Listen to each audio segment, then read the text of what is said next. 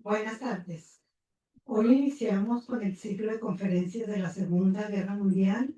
El tema de hoy es topografía del terror, a cargo de el ingeniero Claudio Chávez Domínguez, originario de Basuchi, municipio de Guerrero, Chihuahua. Ingeniero industrial electricista, egresado en 1984 del Instituto Tecnológico de Chihuahua. Maestría en Liderazgo Desarrollador en el 2004 por el Instituto de Ciencias de Educación Superior de Hermosillo, Sonora. Ha escrito 3 libros. Basushi, Valle de las Flores, en el 2006. Basushi, Valle de las Flores, segunda edición, 2020. San Isidro, el origen de la Revolución Mexicana, 2021. Desde febrero del 2018 es miembro del grupo de historia del Parque de la Revolución de la ciudad de Chihuahua, donde ha participado con pláticas sobre diferentes temas de la historia local, nacional y universal. Actualmente es el presidente del grupo.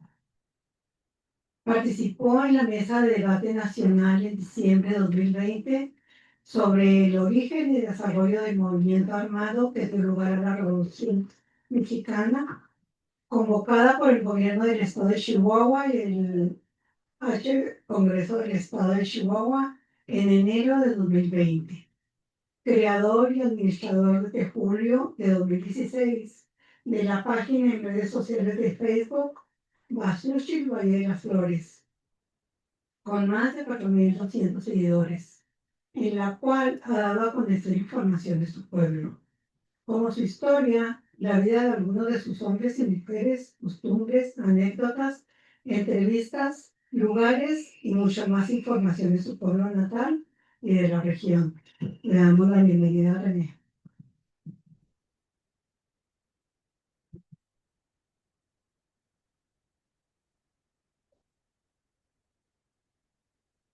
Bien, pues gracias, Angélica.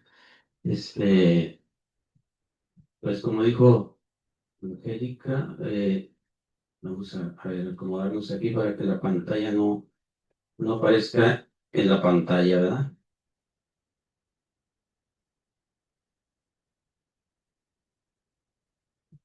Bueno, ahí parece que está mejor.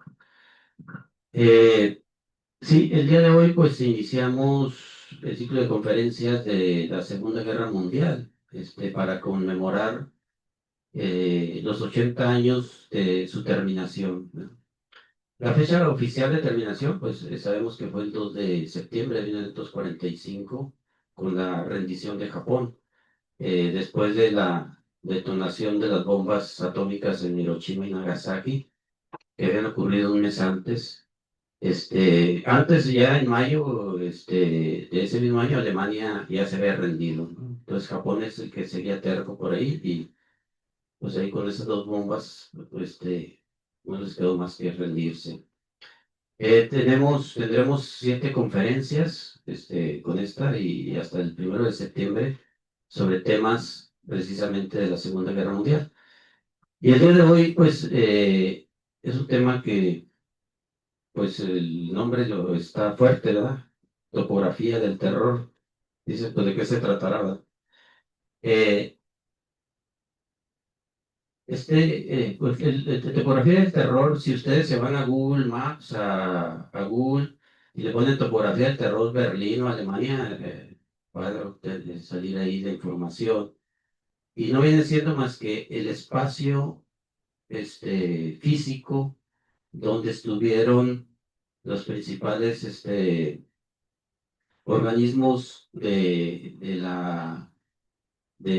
nacionalsocialismo con el mando de Hitler. Entonces, a ese espacio le llaman topografía del terror porque de ahí se generaron a través de todas las organizaciones que estaban ahí, pues una serie de atrocidades que vamos a irlas viendo, que marcaron precisamente este pasaje en la historia de la Segunda Guerra Mundial. Entonces, vamos a Vamos a ver aquí la presentación.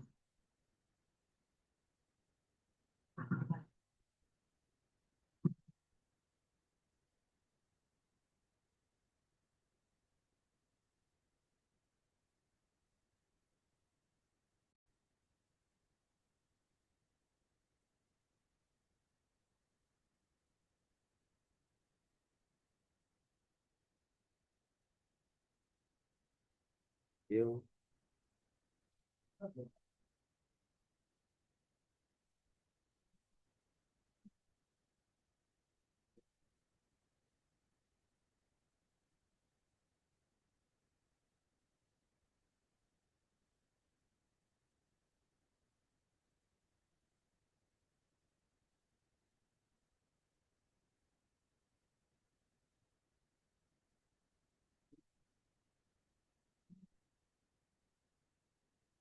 Mira, pasa.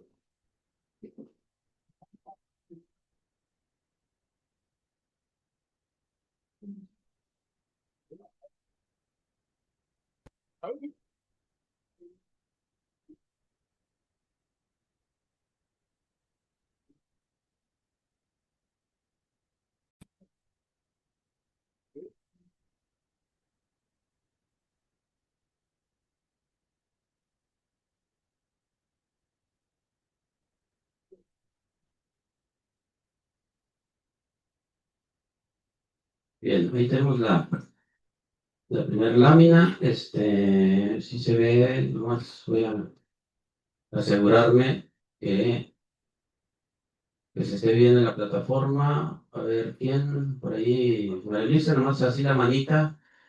Si se está, nomás que levantes la manita. O bueno, Sí, cuando digas. sí, Sí. sí se ve, pero hay un cuadro, como un cuadro gris a la derecha, Ok, a ver si lo quitamos. ese. Ahí se quitó. Se disminuyó mucho. Está en la Bien. parte superior ahora, más, ándale. Hay como que vaya avanzando a la parte superior derecha. Sí, o sea, Todavía está muy reducido. imagen, ¿no? Bien. Ok, entonces empezamos. Sí, entonces vamos a.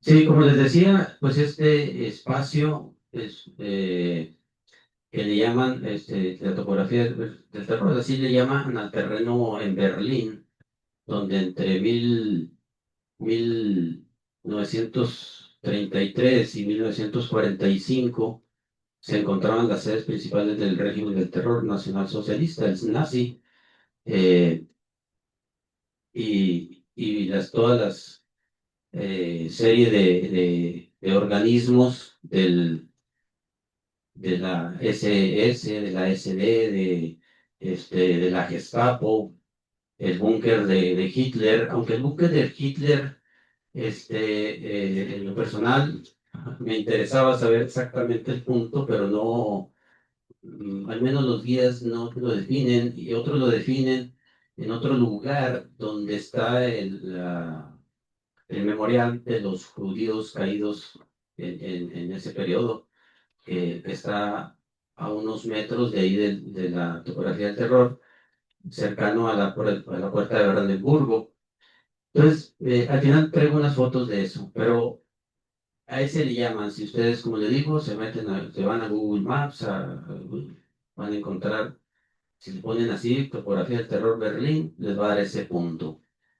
Y actualmente está el Museo de Historia, alberga el Museo de Historia y parques, una serie de parques en ese espacio, porque esos edificios fueron destruidos totalmente, casi totalmente durante el ataque a Berlín, cuando ya fue la rendición de Alemania.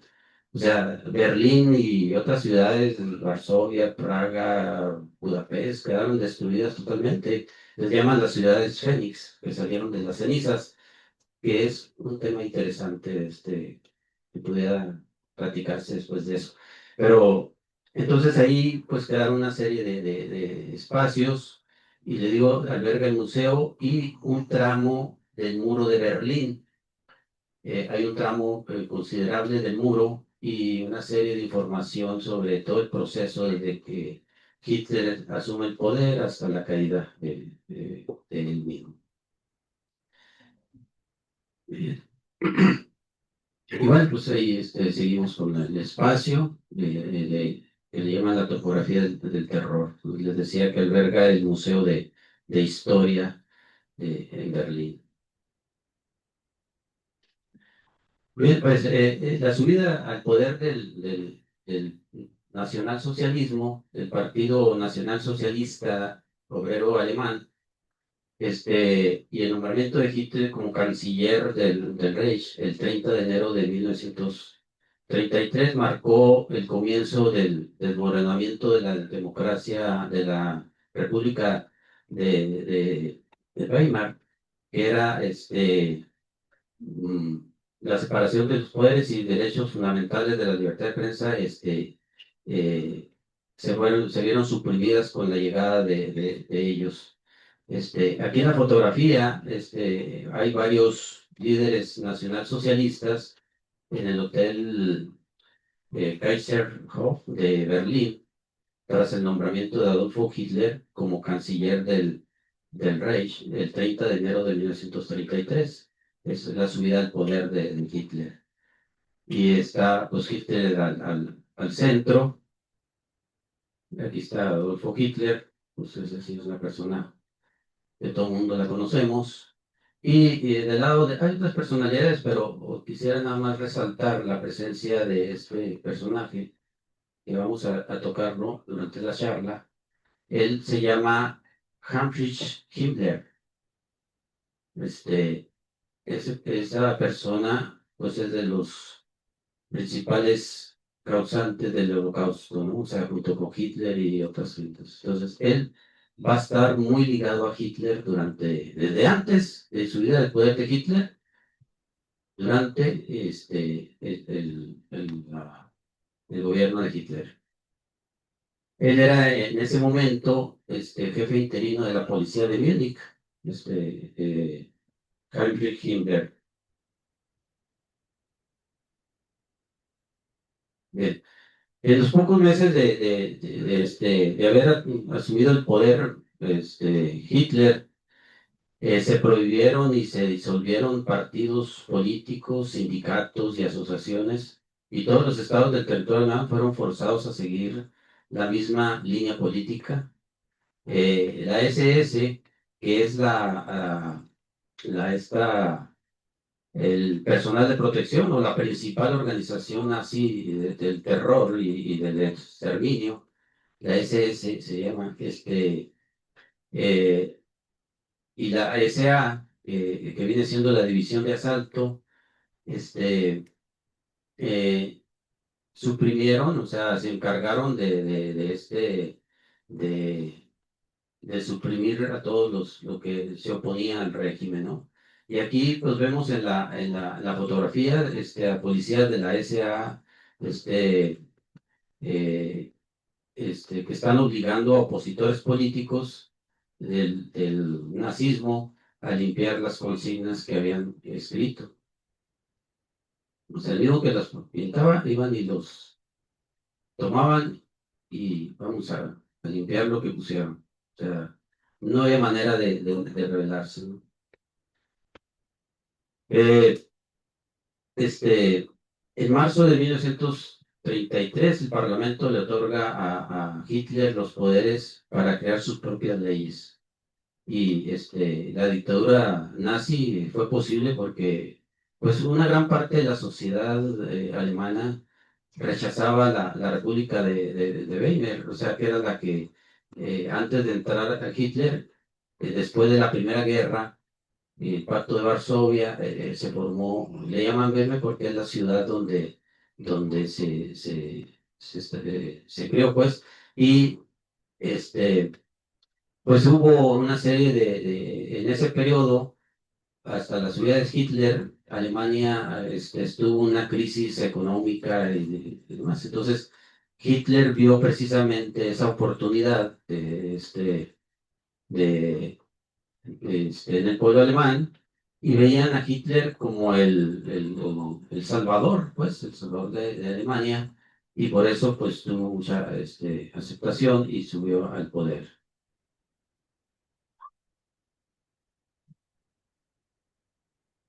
Este, y pues bueno, con los rápidos logros, porque sí, realmente la estrategia de Hitler, hubo rápidamente logros económicos, y con eso, pues pretendió paralizar cualquier aspiración política, de la población alemana y obligarla a guardar fidelidad, hacia los objetivos de él.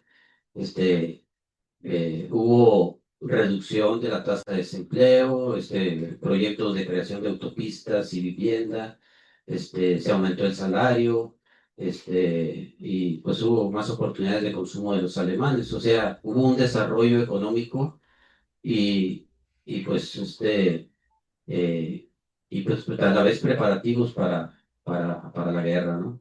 Entonces, aquí vemos en esta plaza, la plaza Lustgarten de Berlín, el 1 de mayo de 1936, pasando revista al ejército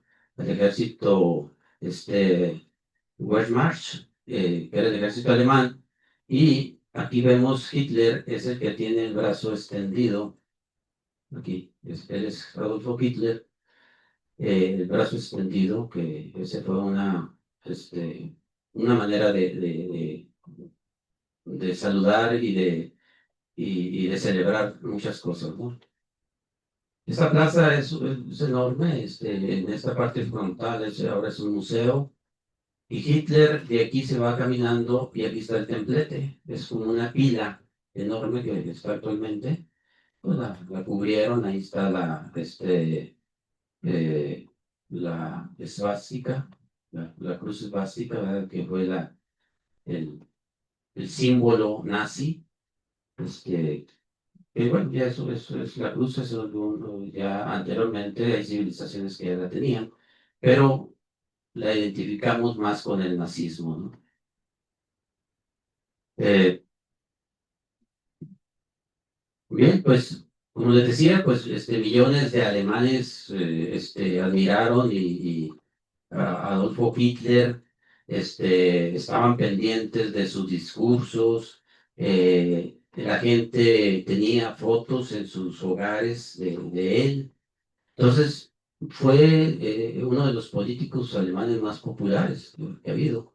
Este, Su punto máximo, pues, de popularidad lo alcanza según en 1940 tras la victoria sobre Francia, y, pero después, pues, empiezan los fracasos sobre todo con Inglaterra, por ejemplo, la batalla aérea, empezó a bajar la popularidad de él, y con la derrota, pues, contra la Unión Soviética, en 1943, pues prácticamente ya se fue hacia abajo esa popularidad.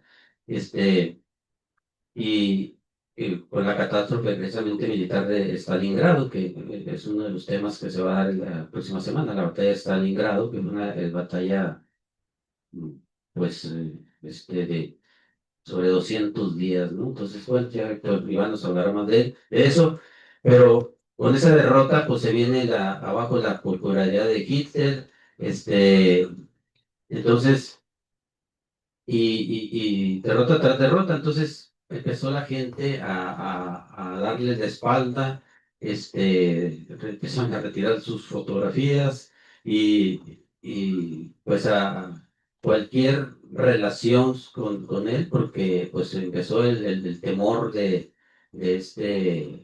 que fueran a incriminarlos por ser partidarios de él. Entonces, así como tuvo su popularidad, fue bajando al grado que ya nadie quería saber de él.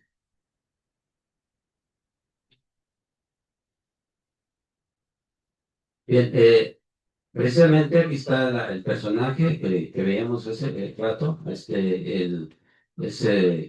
Heinrich Himmler, y aquí él pues le entrega a Hitler la carta de nombramiento como Reichsführer de la SS y jefe de la policía alemana en el Ministerio del Interior en Berlín, el 17 de junio de 1936. O sea, es el cuate, después de él, el más poderoso que hubo sobre el periodo del gobierno de Hitler. Heinrich Himmler, o en español, Enrique, ¿no? Pues como les decía, él, pues desde que me fundan el partido, desde 1923, ya era cercano a Hitler. Y, y pues durante el gobierno de Hitler, del 33 en adelante, pues fue nombrado hasta ese grado de el Reichsführer de la SS, o sea, la máxima autoridad. Y eh, y él pues participó Hitler en el terror dirigido a la población de los países ocupados a través de la SS, en particular sobre Europa del Este. Este, estos grupos de la SS asesinaron, sobre todo en Polonia y la Unión Soviética, a todos los que eran considerados como razas inferiores. Me refiero a razas inferiores, o sea, ellos decían, si el hecho de ser humanos no quiere decir que seamos iguales. Entonces, fueron identificando o seleccionando una serie de, pues de gente, como los judíos, que eran unos de ellos, los Zigoinia, que eran los gitanos romaníes, eh, los, uh, bueno, no se diga, por ejemplo, los oponentes políticos, los homosexuales, los enfermos, o toda esa gente, los eslavos eran gente inferior y para ellos, pues no deberían de existir, ¿no? Sí, hasta los de la música jazz, ¿no? O sea, entonces, eh, y bueno, le digo, pues, él le dio todos los poderes como jefe de la policía de las Gestapo. Estoy fallando el internet, a ver si no se nos va eh, y de la SS, que la SS pues era la encargada de todos los centros de concentración, y del asesinato, que ya hablaremos con Auschwitz, sobre ese centro de concentración, y bueno, hubo una infinidad de centros de concentración. Bien, entonces el encargado fue este personaje, eh, Himmler, o Henry Himmler. Otro personaje que era de los brazos derechos de Hitler, que es Reinhard Heydrich. Él era jefe del servicio de seguridad de la SD y de la SS. Y pues él, con el fin de impedir dentro del Partido Nacional Socialista, se creó precisamente este servicio de inteligencia del partido al servicio de él cuyo propósito pues era vigilar y combatir no solo a los adversarios internos, sino también a los enemigos externos del partido.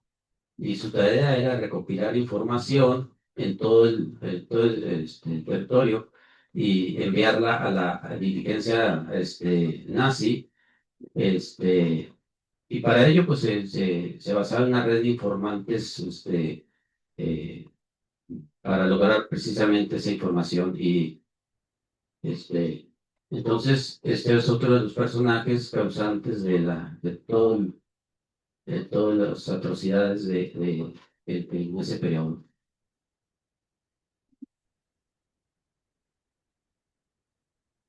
Bien, entonces, como les decía, pues se empezó precisamente a detener, a la gente que no, que no crean ellos que eran, pues, no eran arios, ¿verdad? O sea, y eran inferiores a ellos.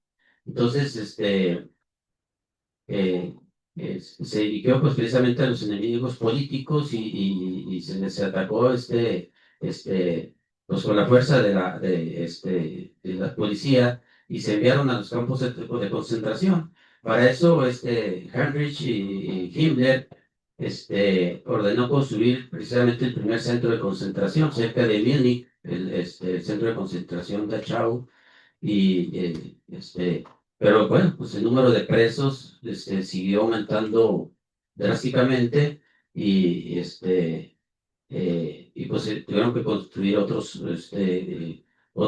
centros de concentración. Ya para 1945 sumaban 25 pues, centros principales de concentración y 1.200 subcampos de concentración. No solo en Alemania, sino en los países ocupados, sobre todo en Alemania del Este. Eh, este, y se habla pues, de un total de sobre 700.000 presos en esos campos de concentración que hubo en un momento dado. Pues le mencionaba como uno de los principales campos de exterminio que hubo, pues es el de Auschwitz y había a un lado se construyó el de Birkenau. Entonces, en conjunto esos dos centros, pues era donde concentraban sobre todo los judíos y tenía sus áreas para eliminarlos, y asesinarlos y eliminar los cadáveres. Eh, y aquí pues vemos precisamente en la fotografía a varios miembros de la Gestapo y de la Policía Criminal supervisando un transporte de judíos al campo de concentración de Dachau el 10 de noviembre de 1938.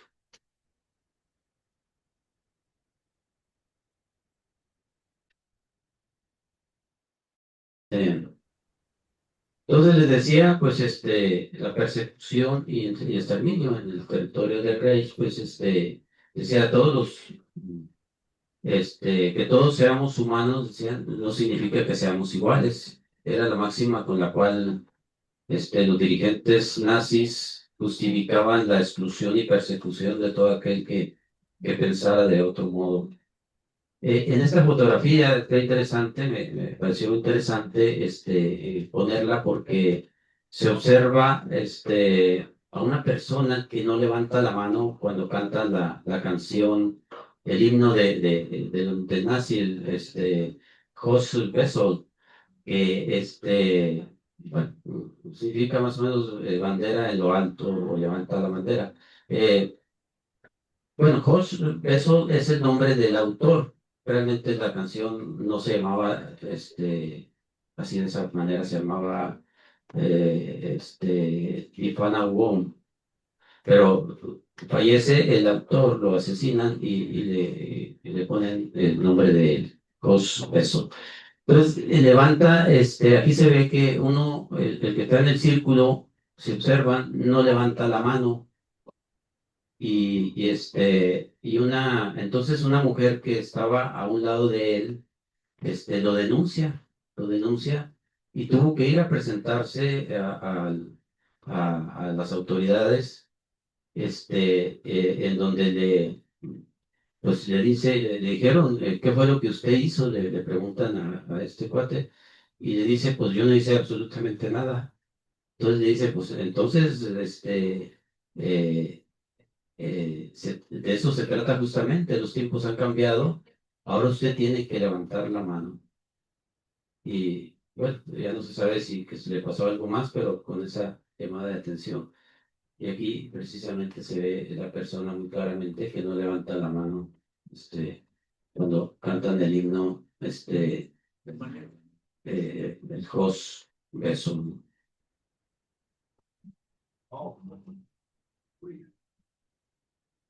Eh, eh, pues dentro de los enemigos del Estado, pues eran de otros partidos, sobre todo, y los que no estaban de acuerdo con él. Y al principio se arrestó a todos los opositores políticos, sobre todo a los comunistas y socialistas. Y más tarde se empezó a interrogar también a judíos, homosexuales y a miembros de minorías cristianas. Y aquí en la imagen se observa el arresto en público del alcalde del alcalde socialdemócrata Ernst Bohem el 25 de marzo de 1933.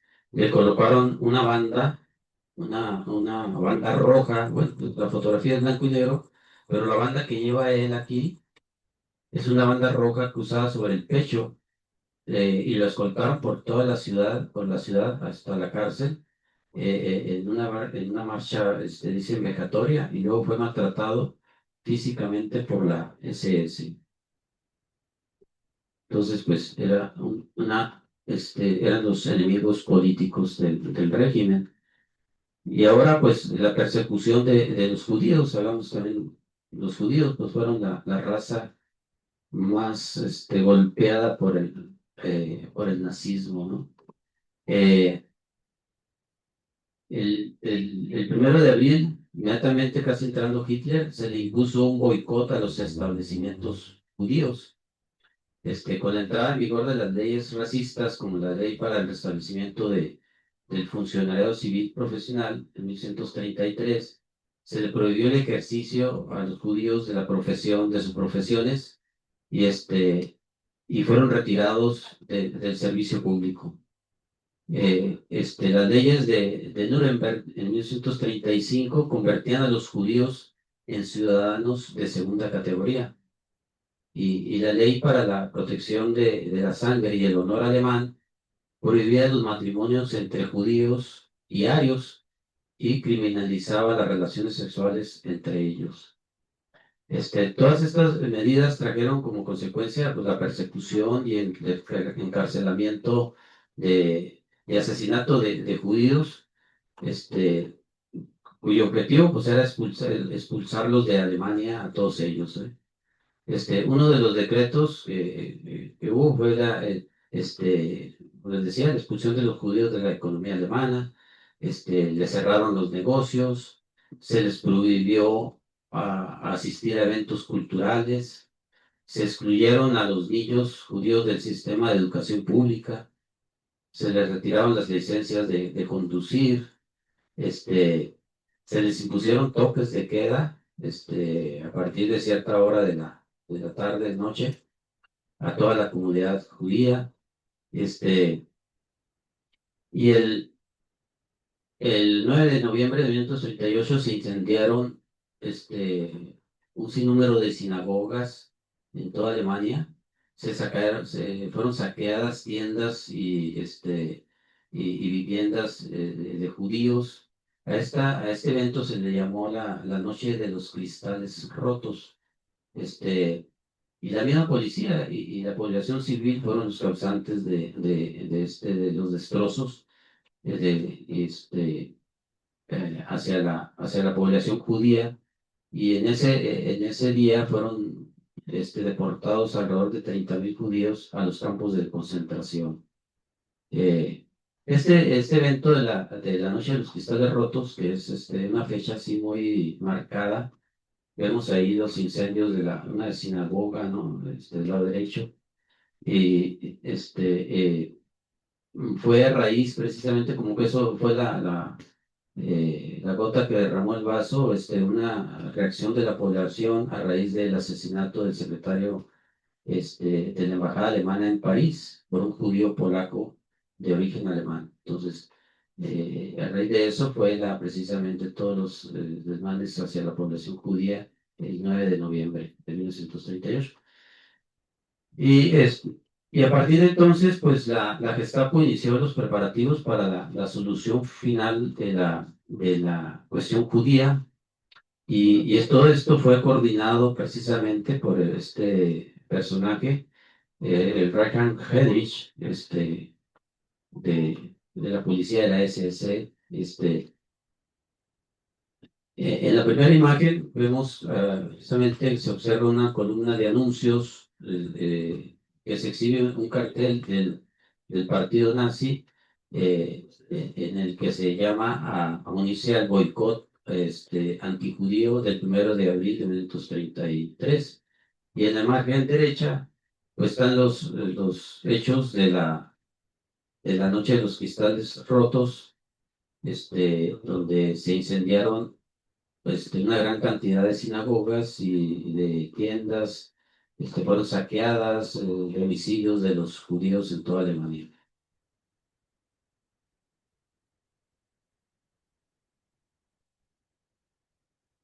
También, pues, en esta imagen, pues, se observa que siguiendo con la persecución de los judíos, que todos deberían de portar la estrella judía cosida sobre su ropa. Ahí vemos al padre de familia, la estrella judía y a la esposa, para identificarse con la demás de población. Fue obligatorio hacerse identificar como judío de esta manera a toda la población. También les comentaba de otro grupo que fue sometido, pues fueron el grupo de los Sigoina o gitanos, los entis o romaníes, que también los consideraban como inferiores y fueron, al igual que los judíos, pues fueron sometidos y muchos de esta raza fueron sometidos a esterilización obligatoria para finalmente ser hacinados en los centros de concentración. Y en 1943 dice que Hitler deportó aproximadamente 23,000 cigüeñas al campo de concentración de Auschwitz-Birkenau. Y se calcula que alrededor de 500,000 de gitanos, o como quieran llamarles, fueron víctimas del genocidio. Y aquí, pues en la imagen, pues vemos a la policía del orden y a la policía criminal llevando por las calles de Remscheid, en Alemania, a un grupo de cigüeña para ser deportados. Inclusive, pues van niños incluso con ellos, ¿no? En marzo de 1943 es la fecha de esa foto. Luego, pues tenemos también perseguidos a le llaman los asociales, que todas las personas consideradas como plagas para el pueblo, por los nacionalsocialistas, se consideraban inferiores, porque parecían ser una carga para la sociedad. Los vagabundos, los mendigos, fueron clasificados como parte de asociales. Pues muchas personas como dañinas para la economía, pero también fueron esterilizadas, ya se les consideraba portadoras de una enfermedad hereditaria. También como asociados fueron considerados los delincuentes profesionales, los homosexuales, las prostitutas, los amantes de la música como el jazz, también se les veía en este renglón. Y para 1938, pues un total de 80,000 personas fueron retenidos como asociales ingresados a los campos de concentración. Aquí, por ejemplo, en la imagen, pues vemos a esta persona, Erwin J., fue llevado el 18 de diciembre de 1941 al campo de concentración de Auschwitz como homosexual, donde se le identificaba con un triángulo verde, o sea, en su uniforme. A estas personas con el triángulo verde se les identificaba, ¿no?, como asociales. Y aquí está de Himmler una expresión o un decreto de él, dice: seguimos teniendo homosexualidad en la SS anualmente de 8 a 10 casos. Estas personas son degradadas y expulsadas y llevadas a juicio. Una vez que cumplen la pena impuesta, se les interna nunca puede contracción y son asesinadas cuando intentan huir. Espero por este medio lograr sacar de la SS hasta la última persona de este tipo. Luego también otra parte de la población que era sometida eran los enfermos. Aquel que no trabaja tampoco debe comer. Y con este principio, los nazis justificaron el asesinato de personas discapacitadas física o mentalmente, o con algún trastorno psíquico. Ya desde 1933, la Ley para la Prevención de la Descendencia con Enfermedades Hereditarias aportó las bases para adoptar medidas persecutorias. Este tipo de personas eran consideradas un lastre por ellos, una carga que consumía los recursos requeridos por el resto de la población. Y en septiembre de 1939, Hitler ordenó el asesinato de las personas discapacitadas con una carta de autorización dirigida a su médico Karl Brandt, que lo vemos aquí en la imagen. A este programa de asesinato se le dio el nombre de eutanasia, que le llamaban muerte caritativa. Entonces, pues ellos decían que era por compasión a los enfermos incurables que les ayudaban a morir. Entonces, pues aquí vemos precisamente esa carta dirigida al doctor, a este cirujano, que fue el médico personal de Hitler durante muchos años y a quien encomendó el programa de eutanasia. eh, eh, este personaje, este doctor, pues en 1947, o sea, fue aprendido después de terminar. Y en el juicio de Nuremberg lo condenaron a muerte y fue ahorcado en la prisión militar de Landenberg en 1948. Entonces, pues, se hizo, bueno, de una manera justicia, ¿no? Bien. eh, los prisioneros de guerra soviéticos, que también pues fueron una gran cantidad que fueron sometidos, eh, desde el comienzo de la guerra contra la Unión Soviética, fue para los alemanes una guerra de exterminio. La vida de los prisioneros del Ejército Rojo, considerados como infrahumanos, infrahombres, perdón, eslavos o bolcheviques, enemigos de la guerra ideológica, solo tenían valor mientras sirvieran como mano de obra. Los comisarios, los oficiales políticos eran fusilados por lo general inmediatamente después de su captura. Hasta el verano de 1942 fueron asesinados como mínimo 40.000 prisioneros de guerra en los campos de concentración. Y a partir de 1942, los prisioneros de guerra soviéticos fueron utilizados para la economía bélica nacional socialista. O sea, los enviaban hacia este, hacia Occidente o a Alemania, Polonia, etcétera, para, para trabajos en las industria bélica, ¿no? Y aquí en el mapa vemos, se muestran los territorios soviéticos ocupados por los alemanes de 1941 a 1942. Prácticamente todo lo que hoy es Ucrania, Lituania, Estonia, Letonia, Bielorrusia, parte de Georgia, fueron ocupados por Alemania. Este, y eh, entonces toda esta parte que antes pertenecía a la Unión Soviética, pues fueron ocupados y los alemanes, pues les decía, la raza eslava era otra de la raza que lo veían inferiores. Y pues esos países que hoy les menciono, inclusive Rusia, pues es raza eslava, toda la parte prácticamente de Europa del Este, Polonia, Checoslovaquia, menos Serbia, son considerados como raza o de origen eslavo, ¿no?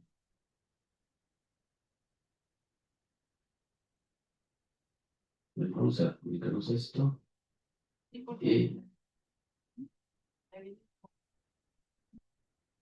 bien,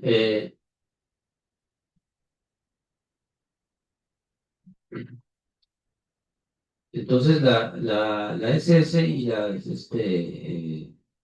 pues la Oficina Central de Seguridad del Reich en los territorios ocupados, que fueron algunos, sobre todo Europa del Este, y las Fuerzas Armadas de Alemania, el ejército llamado el Wehrmacht, fueron pues el instrumento para los nazis de, este, de mantener el dominio alemán en los territorios ocupados. Sin embargo, también la compleja red a cargo de Himmler, y de la delegación de la SS y de la policía, se conformó en los territorios ocupados y cumplió su labor importante para garantizar la supremacía nazi en los territorios ocupados, ¿sí? Y aquí en la foto vemos a miembros del ejército alemán, y la SS presenciar y fotografiar el ahorcamiento de partisanos rusos en 1941. Entonces, si ven aquí, pues tiene su cámara, aquí se ve la persona que ahorcaron, bueno, uno de ellos, pero eh, según mencionan, pues fueron varios. Y todas estas fotos que ellos tomaron, pues son las fotos que después se lograron rescatar para documentar todo esto que estamos mostrando y de ellos mismos, ¿no?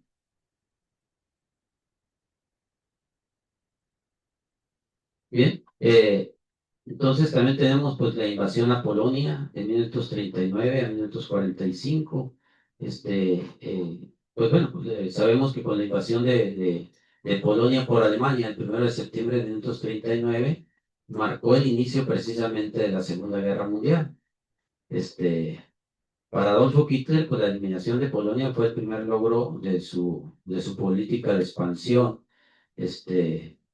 y pues fue un espacio vital para él, ¿verdad? Entonces, eh, y Polonia, pues fue el terreno de experimentación de la política racial y poblacional, o sea, del nazismo. Se convirtió en una reserva de mano de obra para la economía bélica de Alemania, y miles de polacos fueron expulsados, de su territorio para asentar espacios alemanes ahí. Después pues, de la Unión Soviética, Polonia es el otro lugar donde el terror nacionalsocialista o nazi cobró más víctimas, ¿no? Cientos de miles de polacos, incluyendo la población judía, fueron deportados a los guetos, y a los campos de exterminio creados en la misma Polonia, como es Auschwitz-Birkenau, y entre otros. Los guetos vienen siendo como unas áreas delimitadas de las ciudades para controlar a la población que quería, o de ese territorio no podían salirse, se le llamaba guetos. Y aquí en la fotografía se observa la evacuación polaca bajo la vigilancia de la policía del orden. La invasión sobre la Unión Soviética de 1941 a 1944, invade Alemania la URSS, en esos territorios que mencionaba en el mapa anterior, sobre todo la parte occidental de la URSS. Y el objetivo pues, ideológico de Hitler, donde la raza alemán pues, la consideraba superior y veía a esa raza eslava como inferior a ellos, ¿no? Y el propósito pues, era acabar con la Unión Soviética comunista, eh, de Hitler, y y al lado de millones de prisioneros de guerra soviéticos, también fueron deportados a Alemania, millones de personas, civiles, en calidad de trabajadores forzados. Y pues aquí en la imagen se ven a unos partisanos soviéticos ahorcados aquí en esta imagen, en Yalta, Crimea, en 1942. Y el lado derecho, pues se ve un fusilamiento masivo de los alemanes cerca de, de Winnica, en Ucrania, y dice puede ser entre 1945 o 1941 o 1942, perdón. Entonces, como ven, pues las imágenes están fuertes, ¿verdad? También pues tenemos la invasión a Checoslovaquia de 1938 a 1945. Eh, la invasión de Alemania a Checoslovaquia en 1938 obtuvo el visto bueno de la Comunidad Europea. Dejaron solos a este pueblo, acuerdos aprobados y firmados durante la noche del 30 de septiembre de 1938 por los jefes del gobierno de Reino Unido, Francia, Italia y Alemania, y autorizaban a Alemania invadir Checoslovaquia. Entonces, eh, bueno, en una parte de Checoslovaquia había una población pues, de habla alemana y había una crisis, llaman en los sudestes de Checoslovaquia, y pues este fue el motivo como para dar solución a eso, de invadir Checoslovaquia, y esto pues es la primera invasión de Hitler en Europa. Y aquí pues vemos en la imagen fusilamiento de rehenes checos, quizás en Lubi, dice, cerca de Klato, pues, probablemente el 22 de junio de 1942. Bien, los otros países que invadió Alemania durante este periodo, pues tenemos Noruega, en 1940, 45, Dinamarca, Países Bajos, Bélgica. Ahí están los años en que duró esta invasión. Francia, Serbia, Grecia, Hungría e Italia. Y aquí en la imagen pues vemos a judíos detenidos en una redada en Drancy, París, agosto de 1941. Y del lado de derecho vemos a Heydrich supervisando el campo de concentración de Grini cerca de Oslo, Noruega, el 7 de septiembre de 1941.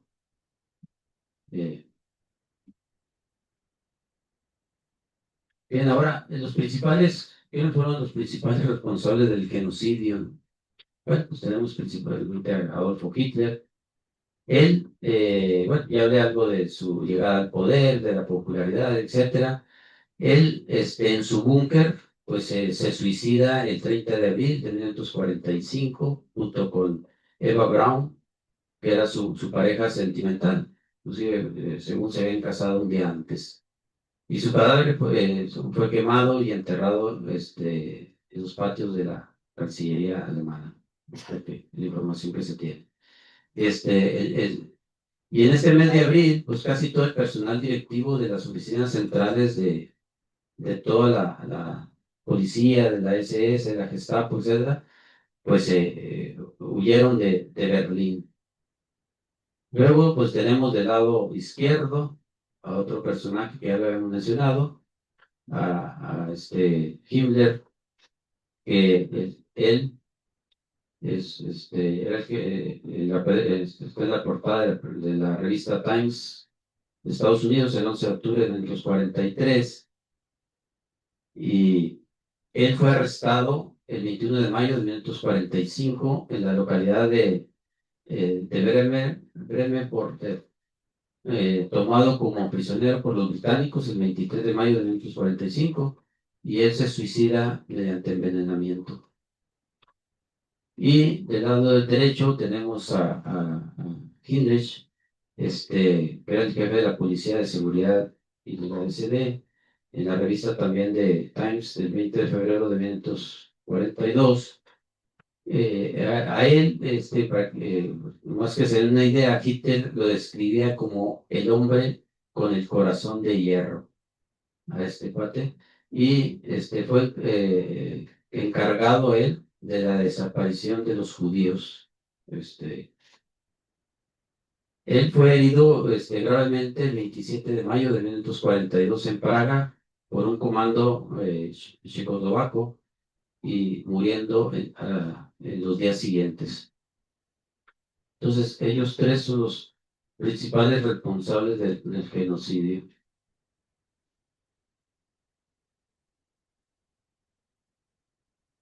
Bien, aquí les muestro precisamente lo que es la topografía del terror en Berlín, junio del 2024.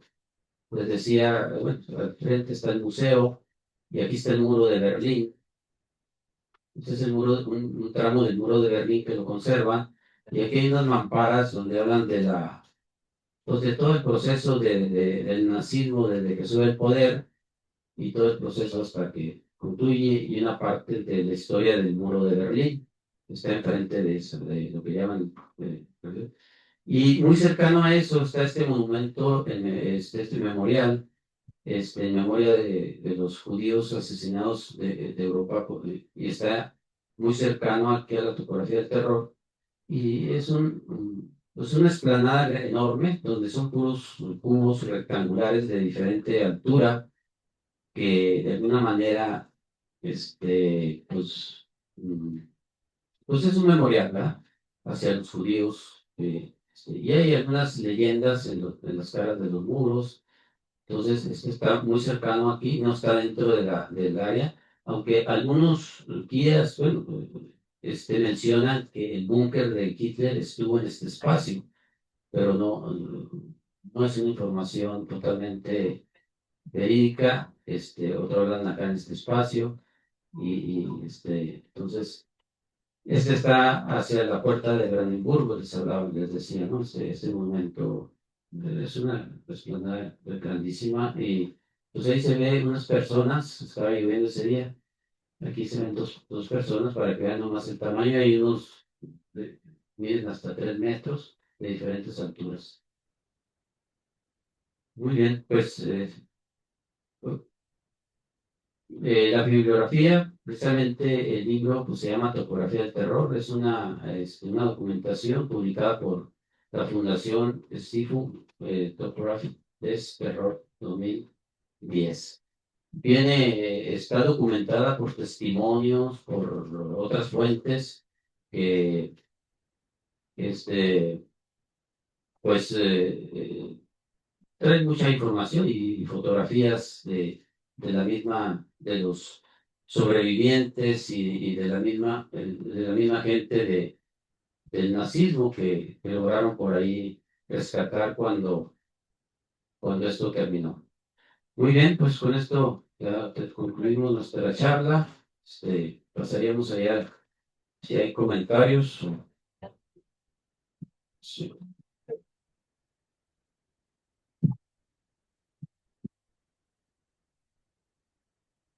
Vamos a dejar de compartir. Bien, pues daríamos Héctor Olivas y por Héctor. acá Alban. Permíteme nomás, Héctor, para quitar el anclaje. Ok. Muy bien, adelante, Héctor. Bueno, hablando un poquito de toda esa jiribilla nazi de la estructura, un poco la orgánica del régimen.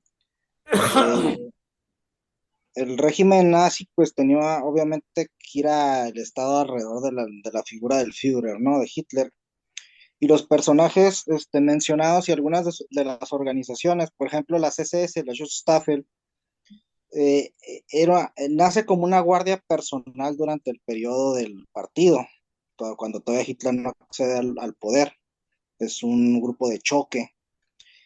Y luego hay otro grupo de choque previo, de uno de los cercanos fundadores del partido nazi, Ernest Röhm, llamado las SA, o Grupo de Asalto.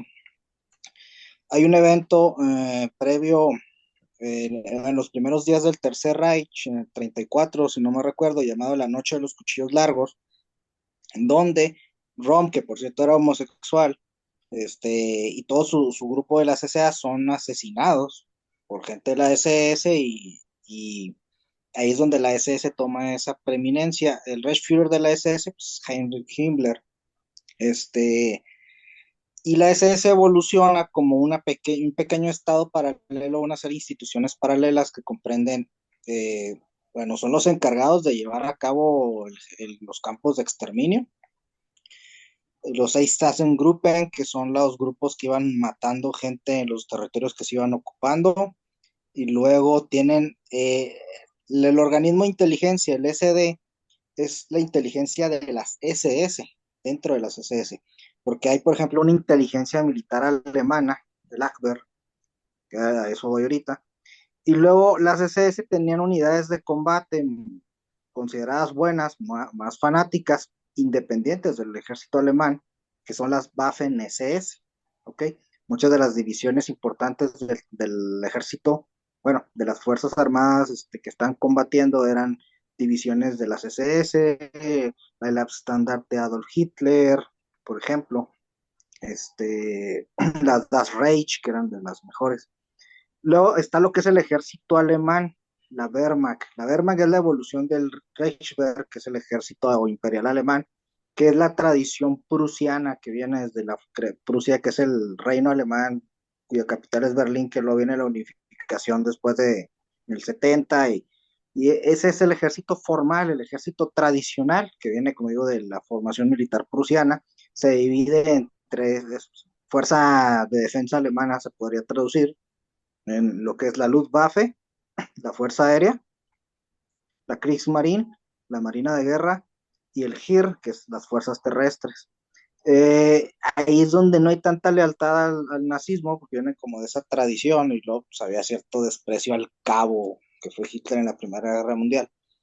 Y ahí hay un órgano de inteligencia que se llamaba la Abwehr, que es la inteligencia militar alemana, que tienen ahí hay unas historias con México, y una de sus agentes fue amante de cierto secretario de gobernación que luego fue presidente, y que no era muy leal al régimen. De hecho, matan a Wilhelm Canaris, que era el jefe de esa, por andar pasando información a los aliados.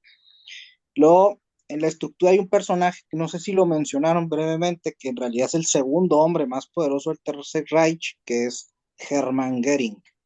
Hermann Göring fue as de la unidad del circo volador llamado de Barón Rojo durante la Primera Guerra Mundial, y es uno de los hombres cercanos a Hitler. No es parte de la SS, pero durante el periodo del nazismo tiene un ministerio que es el Ministerio del Aire, maneja todo el tema del aire civil, y es el comandante en jefe de la Luftwaffe, de la Fuerza Aérea Alemana, si era militar, y es ministro también de la economía alemana. Entonces, realmente Goering es el segundo hombre más poderoso. De hecho, es uno de los condenados en Nuremberg, pero se suicida. Luego, todo este esquema, también hay otro organismo de terror muy famoso, que es que no forma parte de estos, que es la Gestapo-Polizei, que es la Gestapo, la policía del Estado, que también era otro órgano brutal represor del Tercer Reich, ¿no? Había ministros de economía, todo más o menos mezclado, ¿no? En el propósito del nazismo. Cuando viene la derrota, pues hay un programa por parte de los ganadores, pues, de desnazificar la sociedad. Hay quien sí lo perdonan, hay quien no, hay quien, por ejemplo, cuando se crea el Bundeswehr, pues buscan oficiales no tan manchados, ¿no? De la Wehrmacht para fundar el nuevo ejército alemán, el actual. Pero hay una serie de organismos y cosas raras que hay ahí. Hay lo que llaman las Hitlerjugend, las juventudes hitlerianas, donde ya van reclutando a los chamacos. Hay organizaciones de mujeres, que era un modelo corporativo. Y un aspecto muy importante, previo al ascenso del nazismo, pues está lo que es la República de Weimar, que es un caos, es un desastre de Estado. Todavía se agrava con la crisis del 29, porque Alemania estaba en situación de deuda. Ahí la dirige uno de los mariscales de la Primera Guerra Mundial, Hindenburg, y ahí es donde va el ascenso Hitler. Hitler van ganando posiciones en el Parlamento, en el Reichstag, y Hitler logra tener el segundo punto para cuando se muere Hindenburg, él sube como canciller, ¿no? El canciller pues sigue siendo el jefe de gobierno del Estado alemán a la fecha.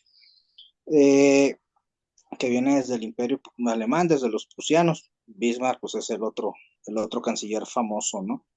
Y bueno, hay una lucha contra los comunistas por el control de la política alemana. El primer enemigo ideológico fundamental del nazismo, ¿no? Son los bolcheviques. De hecho, toda esa idea ahora se usa un concepto llamado marxismo cultural, bueno, nace de la idea del bolchevismo cultural que decían los nazis a toda la cultura que no fuera la que ellos consideraban aceptable, como el jazz, por ejemplo, o la pintura moderna o demás.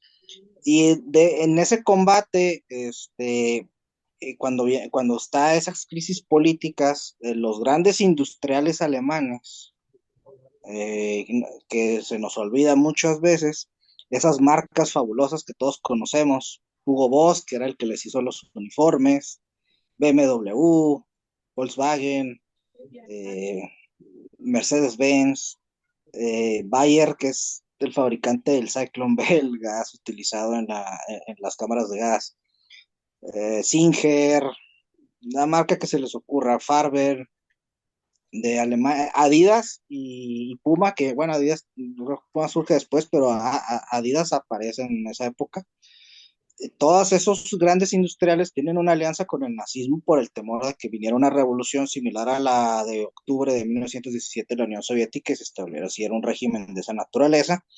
Y hay una alianza entre esos grandes industriales alemanes y los políticos nazis para mantener el status quo económico.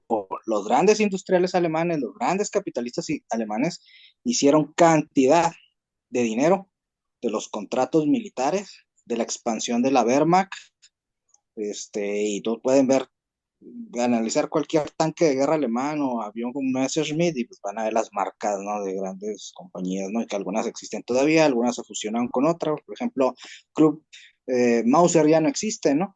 Pero ahora pues es Heckler Koch, de ahí viene, y así un montón. Y esa alianza es lo que hace al nazismo tener el poder. Incluso todas esas compañías también tienen parte en los crímenes de guerra. Ahora que platicábamos de René, de los trabajos forzados y los trabajadores esclavos, todas las grandes compañías alemanas todavía no están, tienen ese antecedente. Bien, doctor, pues, gracias por el complemento. Tenemos aquí a Alba Z. Muchas gracias. Muy interesante su charla. Para mí su charla fue un recorrido. Hace años tuve la oportunidad de ir al Museo de la Memoria y de la Tolerancia en la Ciudad de México. Se los recomiendo.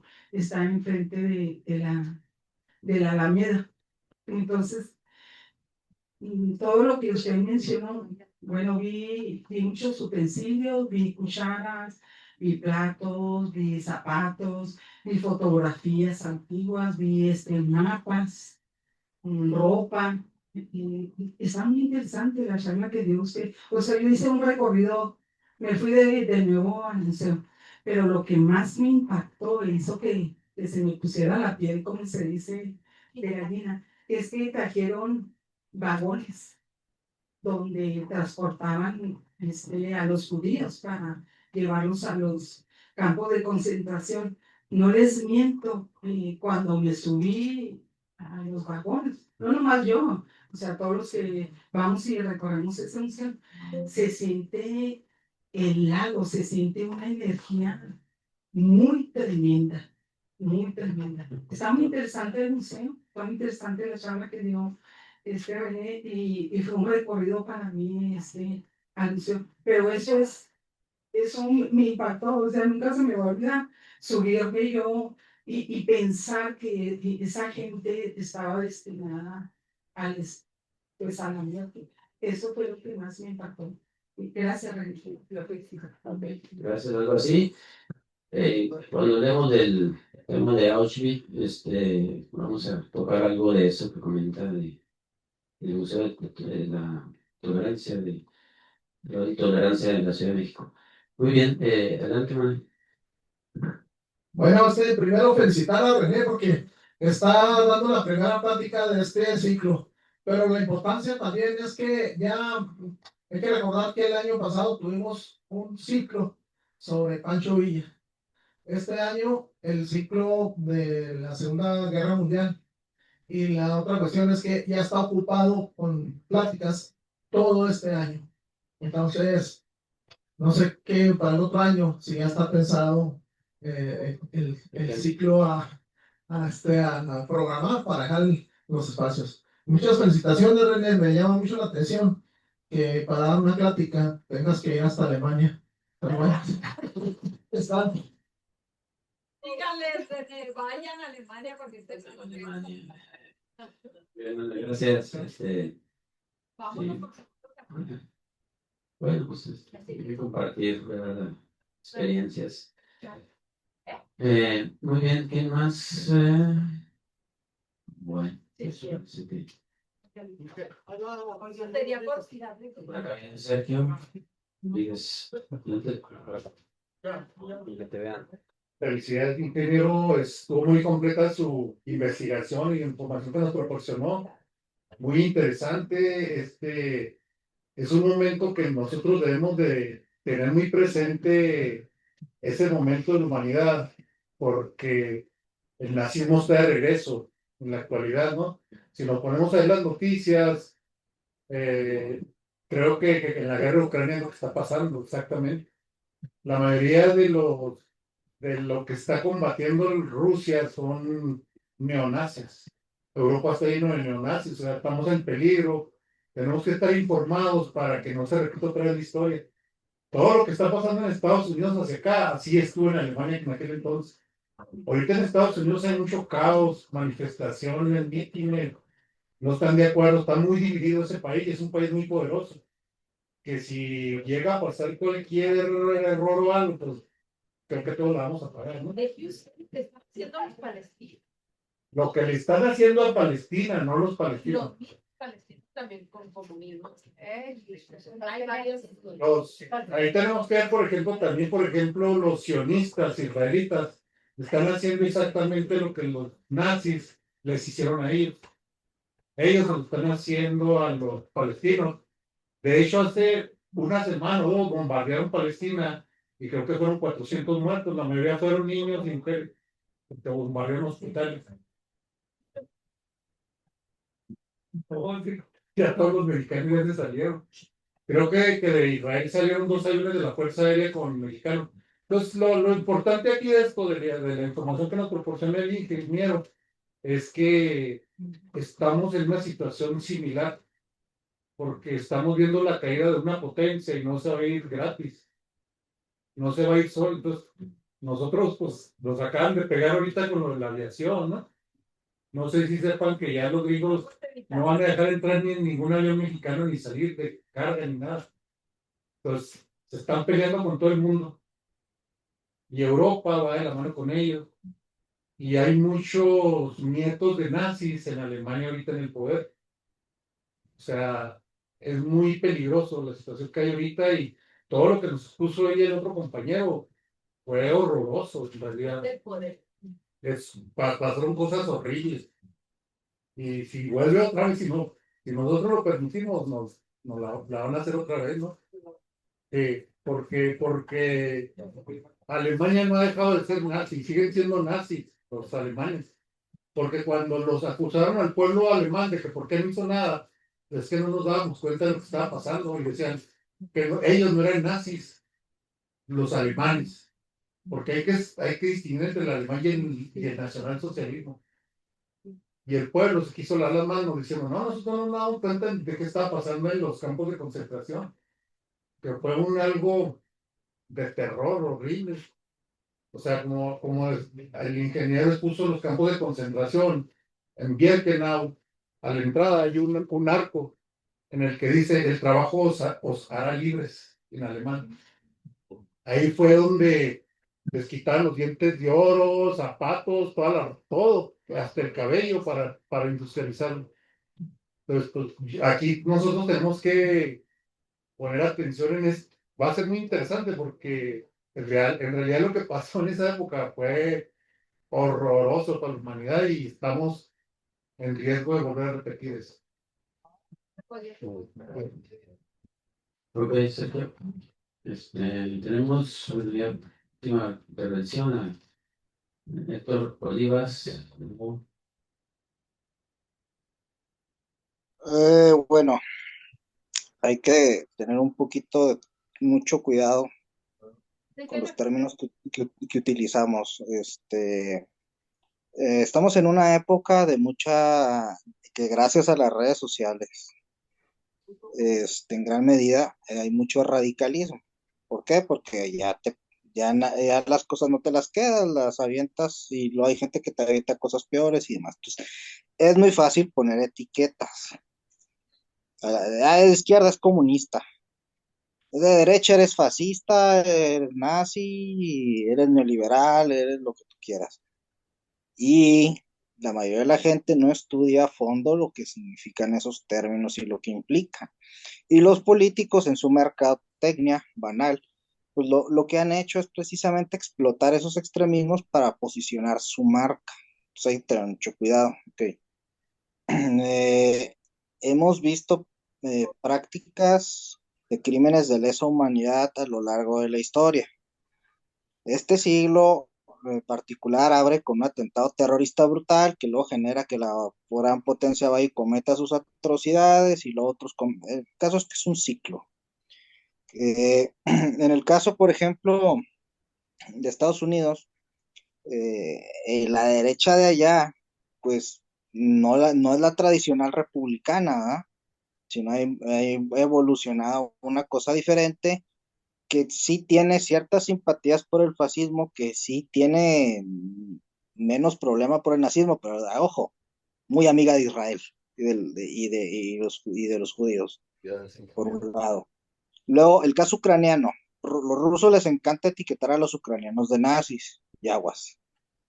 Es cierto que algunas unidades nacionalistas ucranianas tienen un antecedente en el nazismo, porque durante precisamente la ocupación de la que habló René, hubo colaboracionistas ucranianos que apoyaron a los nazis. Nota importante, hay que recordar que también Stalin le produjo un genocidio a Ucrania previamente, el Holodomor.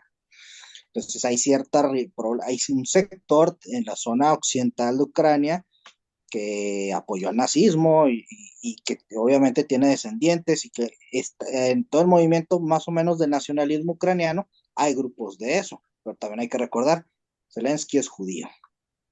Entonces es muy complicado. Ahora, si hablamos de derechas, el régimen ruso neozarista de Vladimir Putin, pues es también de derechas, ultraconservador, homofóbico, muy parecido de hecho en su pensamiento al trumpismo, por eso hay ese, esa cercanía ideológica entre Trump y Putin, y hay un desdén a la Europa occidental, más, incluso la derecha europea pues, es más liberal, más relajada, pero también hay ciertos grupos con reminiscencias del fascismo. El ejemplo, Italia, Meloni viene de una línea de partidos que son descendientes del fascismo de Mussolini.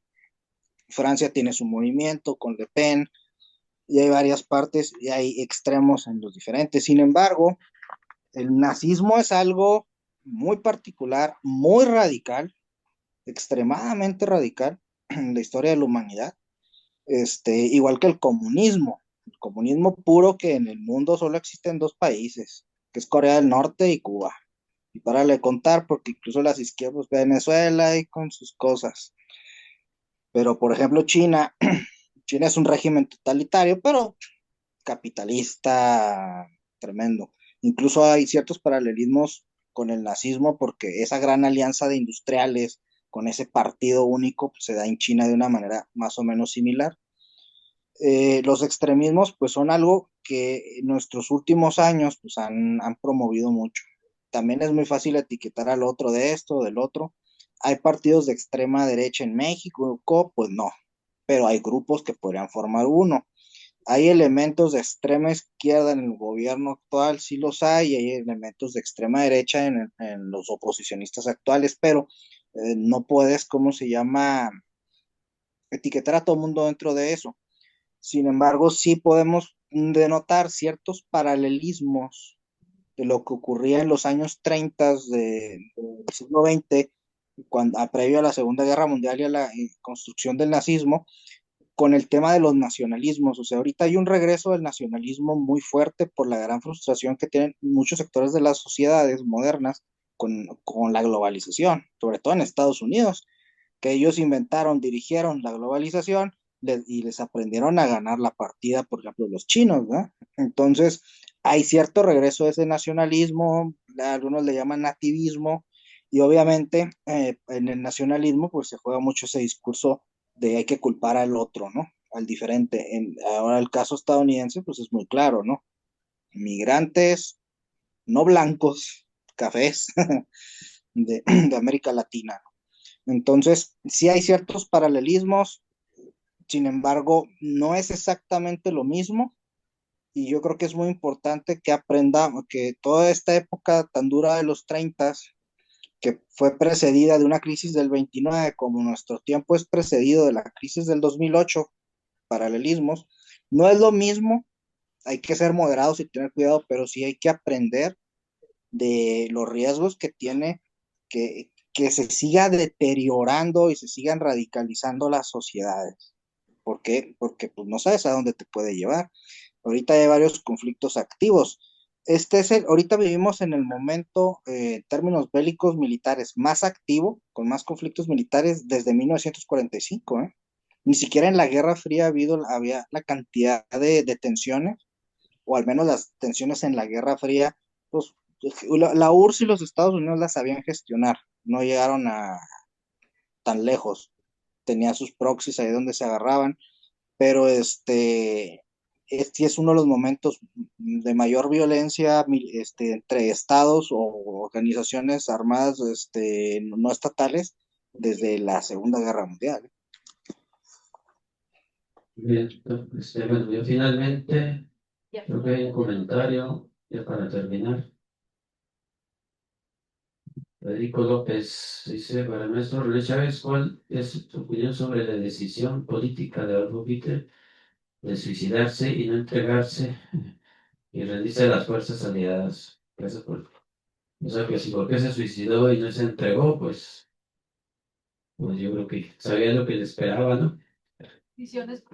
Sí, yo creo que, porque todo fue como que una decisión en general de suicidarse. Hitler se envenena, ¿verdad? Y el otro, Heydrich, pues ese muere porque es herido en Praga.